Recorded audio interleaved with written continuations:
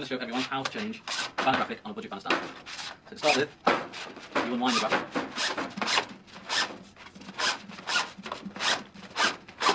Until the point where you can see it attached to the leader of the base. You pull it all the way out until you can feel it can't go anymore. With your replacement graphic, you receive a locking pin. On this side of the base, there's a hole for it to insert into, and that will lock the tension so you can let go. Once that's done, peel the tape off.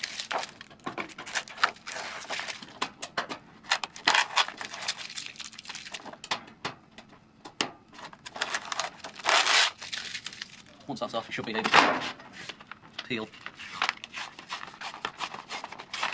the graphic. It's probably a good idea to put your thumb against the point which you pull in so that it doesn't tear the other part.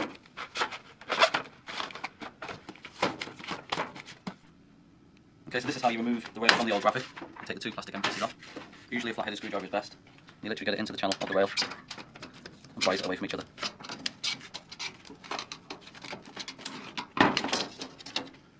And putting it back onto your new graphic, you have to slide it into the channel again. Just carefully slide it over. Once you get to your point, clamp it down, and then add the end pieces back on. When you receive your replacement graphic, it will always have tester tape attached and a rail for you to attach the graphic back to the base. So with this, you peel back the tester, and then carefully to the back of the graphic, you attach it as best as you can. You can put extra tape over the top of it just to kind of ensure it's stuck down, which is something that we do with all our stands when we send them out. Once